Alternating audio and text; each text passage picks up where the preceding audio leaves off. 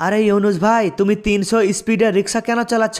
রিক্সা আস্তে চালাও, আস্তে চালাও রিক্সা, আমার ভয় করছে ইউনুস ভাই। আলম ভাই, বাচ্চাদের মতো ভয় পেও না তো। আরে আমি আছি তো, আমার ভয় করছে না, তোমার ভয় করছে?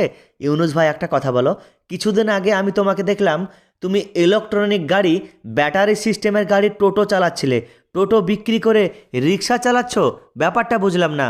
হ্যাঁ কাদের ভাই, তুমি ঠিক কথাই বলেছো। কিছুদিন আগে আমি টোটো গাড়ি চালাচ্ছিলাম, টোটো গাড়ি বিক্রি করে দিয়ে এখন রিক্সা নিয়েছি। কারণটা হচ্ছে টোটো গাড়িতে আমার টাকাই বাঁচছে না, সব শেষ হয়ে যাচ্ছে। কারণ হচ্ছে কারেন্টের বিল অনেক আসছে, তারপর ব্যাটারি শেষ হয়ে যাচ্ছে খুব তাড়াতাড়ি। তো আমি ভাবলাম টোটো গাড়ি রেখে কোনো লাভ হবে না, রিক্সা নিয়ে নিই। তাই দেখো আজকে রিক্সা চালাচ্ছি আমি। হাসিনা বাবু, তুমি ঠিকমতো হাঁটতেও পারছো না, আমাকে ধরে ধরে হাঁটছো। বলছি রিক্সা নিয়ে নিই, রিক্সাই করে যাব, কিন্তু তুমি রিক্সাতে চাপছই না, রিক্সাতে যেতেই চাইছো না। মোদিজি, রিক্সাতে যেতে আমার ভীষণ ভয় করে। ঠিক আছে, তুমি যখন এত করে বলছো রিক্সাতে যাবার জন্যে, তুমি তাহলে রিক্সা ডাকো, রিক্সা ডাকো মোদিজি, আমি রিক্সায় যাব।